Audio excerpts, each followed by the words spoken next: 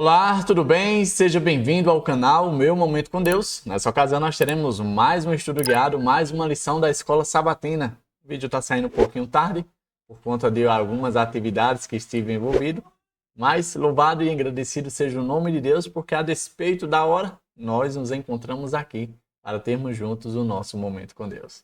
O coração se alegra de estar aqui com você, tá bom? Antes de nós conhecermos qual será o tema de hoje do nosso estudo, tem aqueles dois recadinhos básicos. Primeiro, verifica se você já é inscrito. Se você não for, aproveita a ocasião agora, esse pequeno intervalozinho de segundos, para se inscrever. Não custa nada, tá ao alcance aí do clique, né? Bem facinho para você, tá certo? Eu creio que esse canal não vai ser algo que vale prejudicar, mas somente vai agregar positivamente à sua vida. Então, por que não ter um canal como esse na sua lista de inscritos, não é mesmo? E o segundo pedido é, vamos fazer a nossa oração? Una-se a mim, feche seus olhos, vamos falar com o Pai. Senhor Deus, estás nos céus, muito obrigado, Pai, por mais uma oportunidade de poder estudar a Tua Palavra. Que nessa ocasião, mais uma vez, o Teu nome seja exaltado, seja engrandecido por meio desse momento de estudo e reflexão na Tua Palavra. Pedimos de forma humilde e simples que o Teu Santo Espírito, ele venha a ser o nosso professor, venha nos apresentar a verdade, venha nos comunicar aquilo que agrada a Ti e que, acima de tudo, venha nos aproximar de Ti, Pai. Nosso grande desejo não é apenas adquirir conhecimento, mas, acima de tudo, Te conhecer e viver o Teu ideal. Perdoa os nossos pecados, fica conosco, em nome de Jesus Cristo. Amém. Pois muito bem, o tema hoje de terça-feira é Pazaste. E eu, Pezaste. Eu acho que é assim que se pronuncia. Se você souber como pronuncia, diz aí para mim, tá bom? Davi, o que significa essa palavra? Nada mais é do que Páscoa para os judeus, ou a Páscoa judaica. Ou seja, nós vamos dar continuidade no assunto que falamos ontem sobre a Páscoa. E aqui foi nos apresentado o contexto para a nossa reflexão. São poucos versos, então vamos ler junto. Está ali no livro de Êxodo, capítulo 12, do versículo 17 ao 23. Diz assim, ó: Celebrem a festa dos pães sem fermento, porque foi nesse mesmo dia que eu tirei os exércitos de vocês do Egito. Celebrem esse dia como um decreto perpétuo por todas as suas gerações. No primeiro mês, comam pão sem fermento, desde o entardecer do 14º dia até o entardecer do 21º. Durante 7 dias, vocês não deverão ter fermento em casa. Quem comer qualquer coisa fermentada será eliminado da comunidade de Israel, seja estrangeiro, seja natural da terra. Não comam nada fermentado. Onde quer que morarem, comam apenas pão sem fermento. Então Moisés convocou todas as autoridades de Israel e lhes disse: Escolham um cordeiro ou um cabrito para cada família. Sacrifiquem-no para celebrar a Páscoa. Molhem um feixe de sopo no sangue que estiver na bacia, e passem o sangue na viga superior e nas laterais das portas. Nenhum de vocês poderá sair de casa até o amanhecer. Quando o Senhor passar pela terra para matar os egípcios, verá o sangue na viga superior e nas laterais da porta, e passará sobre aquela casa, e não permitirá que o destruidor entre na casa de vocês para matá-los. Veja que, dentro desse contexto, é apresentado alguns símbolos presentes dentro da cerimônia da Páscoa. Esses símbolos estão repletos de verdade, estão repletos de graça, estão repletos de informações úteis que nós vamos focar agora para o nosso estudo. Eu separei aqui alguns pontos para ajudar na nossa reflexão, e o primeiro ponto que eu separei é o seguinte: o sangue do animal sacrificado era o elemento central nessa celebração. Veja que, de maneira muito didática, muito explicada, muito detalhada, Moisés prescreve ali como deveria acontecer a celebração da Páscoa. Ele fala sobre como era o animal, o dia que deveria acontecer, o que deveria fazer com o animal após imolado, o que deveria fazer com o sangue do animal, tudo bem detalhadamente, tudo bem discriminado. E por que é que o sangue desse animal, ele é um elemento central na festa da Páscoa? Porque era por meio daquele sangue que o anjo destruidor iria identificar quem era temente a Deus e quem não era. Quem tinha obedecido a Deus e quem não tinha. Quem pertencia a Deus e quem não pertencia. Veja que Moisés, de forma muito clara, diz: olha, durante a noite o anjo irá passar.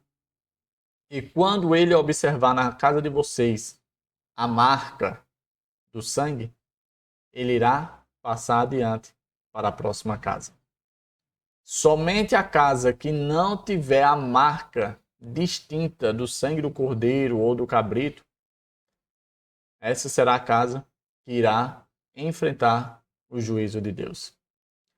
Interessante. O meio de salvação ali foi o sangue do cordeiro. Para mim e para você hoje, não é diferente. Só que a diferença do sangue não é de um animal, mas sim do Cordeiro de Deus que tira o pecado do mundo, a pessoa de Jesus Cristo. Olha esse próximo ponto. O Cordeiro da Páscoa precisava ser sem defeito, pois simbolizava Jesus Cristo, o Cordeiro de Deus que tira o pecado do mundo. Interessante que havia ali podemos dizer assim, algumas especificações de como esse animal deveria ser. Teria que ter um ano, teria que ser macho, teria que ser sem defeito. Esse animal, ele ficaria com a família por alguns dias, até chegar o dia dele dar a sua vida em sacrifício. Eu creio que você conhece o verso que diz que sem derramamento de sangue não há remissão de pecado. E também você deve conhecer o verso que diz que o salário do pecado é a morte. Veja que para que os primogênitos, o futuro da família, a descendência, a herança da família não viessem a morrer pelo anjo destruidor, outro ser, outra criatura teve que morrer no lugar. E foi exatamente o cordeiro. Esse cordeiro era um ensinamento claro e demonstrativo do que Cristo iria fazer por cada um de nós no futuro. Quando Cristo verte ali a sua vida, quando ele derrama o seu sangue na cruz do Calvário, no madeiro, ele estava cumprindo aquilo que os cordeiros vinham anunciando durante todo o Antigo Testamento. Davi, por que é que hoje na Páscoa, na nossa celebração pascual cristã, a gente não sacrifica mais o cordeiro? Exatamente porque Cristo era o Cordeiro de Deus.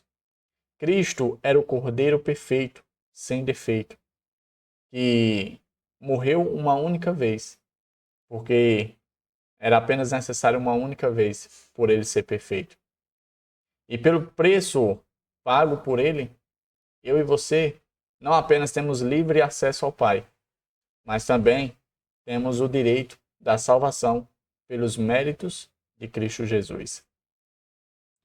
O próximo ponto que eu destaquei diz o seguinte: o Evangelho está ligado à celebração da Páscoa, pois ela apontava não apenas para a libertação da escravidão e a jornada à Terra Prometida, mas também para o sacrifício de Cristo pelos pecados e para seus méritos aplicados aos que são cobertos por seu sangue.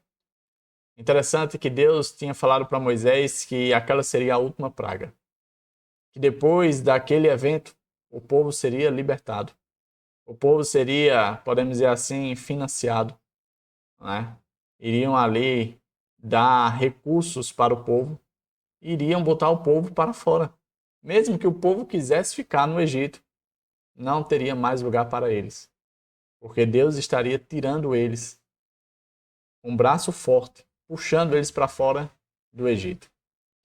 A Páscoa trazia isso à tona, a libertação da escravidão e o início da jornada em direção à terra prometida.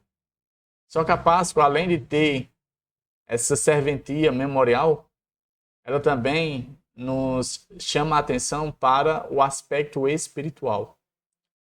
Por meio da Páscoa, que prefigura o sacrifício do nosso Senhor Jesus Cristo, nós também fomos libertos da escravidão, não a escravidão de homens, mas a escravidão do pecado. E por meio também da Páscoa, dá-se início ao marco da jornada, em direção não ao território de Canaã, mas à Canaã celestial, a verdadeira terra prometida. Tudo isso por meio da pessoa de Jesus Cristo.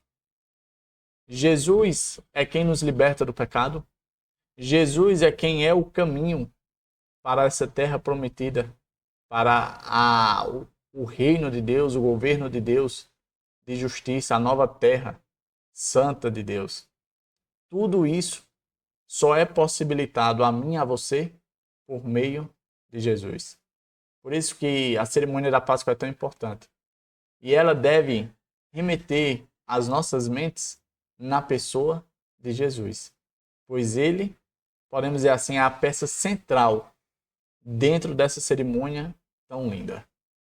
O próximo ponto que eu destaquei é o seguinte: séculos depois, fazendo referência à Páscoa, Paulo escreveu: joguem fora o velho fermento, para que vocês sejam nova massa, como, de fato, já são, sem fermento.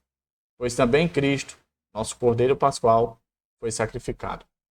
Interessante a alusão que Paulo faz à Páscoa. Você viu que o contexto que a gente leu, os israelitas deveriam passar um período de 7 dias comendo pães sem fermento. Não poderia se achar fermento na casa. Davi, por que havia esse rigor com relação ao fermento? Qual é o problema do fermento? Dentro do contexto simbólico, o fermento ele trazia à tona a questão do pecado. Por isso que Paulo fala: joguem fora o velho fermento. Davi, o que é o velho fermento? É a antiga vida.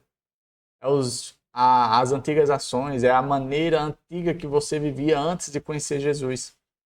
O velho fermento é a deixar para trás a antiga estilo de vida. Os antigos maus hábitos. E aí Paulo complementa dizendo: olha, vocês devem jogar fora o velho fermento para que vocês sejam uma nova massa, uma massa sem fermento, igual era o alimento que era consumido dentro do período pascual. E aí Paulo afirma como de fato já são. Porque todo aquele que não apenas conhece Cristo, mas aceita os seus méritos, aceita o seu sacrifício e busca na pessoa de Cristo a redenção, essa pessoa já vive uma nova realidade de vida. Ela é comparada a uma massa sem fermento, ou seja, uma massa sem pecado. Por quê? Porque nós vivemos na graça, apoiada nos méritos de Cristo. Não é que a gente deixou de praticar o pecado, mas é que, mesmo em meio à condição do pecado, pela fé, nós buscamos a justiça de Cristo para nos cobrir a triste condição que está impregnada em nós, que é a condição do pecado. O pão sem fermento simboliza o Messias sem pecado, que venceu todas as tentações e entregou a vida por nós. Algumas pessoas debatem essa situação de Cristo. Será que Cristo ele tinha inclinação para o pecado? Será que Cristo não pecou? Será que Cristo nasceu sem pecado? Qual foi a condição de Cristo? Cristo era humano sem pecado? Como era? Bom, com base nos preceitos bíblicos, não tinha como o sacrifício de Cristo ser aceito se houvesse nele algum resquício de pecado. Embora Cristo tenha nascido de um ventre de uma mulher que estava sob a condição do pecado, Cristo, gerado pelo Espírito de Deus, não tinha uma natureza nem pecaminosa e nem inclinada para o pecado. A natureza de Cristo era comparada à natureza de Adão antes do pecado. Ou seja, Adão, ele não tinha esse coração que hoje eu e você temos, que é corrupto e que é desesperado, inclinado para as coisas erradas. Esse era o coração de Cristo. Era a condição de Cristo. Davi, então, já que ele não tinha o problema que eu e você temos com relação à tentação. A Bíblia diz que em tudo Cristo foi tentado. Em tudo. Em tudo é o que, Davi? Bom, ela não entra em detalhes. Ela só diz que em tudo. E em tudo ele foi aprovado. Por isso, ele é o nosso sacrifício perfeito. Por isso, ele é o Cordeiro de Deus que foi sacrificado no meu e no seu lugar. E por último, em resumo, toda a celebração da Pesach revela a obra redentiva de Jesus. Por que é que eu e você precisamos celebrar, mesmo sendo cristãos, a Páscoa?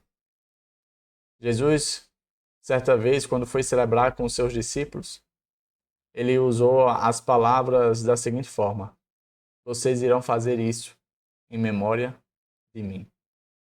A razão pela qual eu e você devemos celebrar a Páscoa, devemos pensar e refletir sobre a Páscoa, é exatamente para trazer à tona a memória de Cristo. O que ele fez, até onde ele foi, para alcançar a cada um de nós. Chegamos ao fim de mais um estudo guiado. Hoje falando sobre a Páscoa judaica, ou então a Pesach, né? Eu creio que seja assim a pronúncia. Eu espero que com o estudo de hoje você possa ser abençoado pela presença de Deus, tá certo? Se possível, deixe o seu gostei e, se tiver ao teu alcance, compartilha com os teus contatos. Dessa forma que não somente eu, mas com certeza você vai abençoar outras pessoas. E assim nós vamos estudar juntos a palavra de Deus com o máximo de pessoas possível. Tá bom? Até a próxima e tchau, tchau.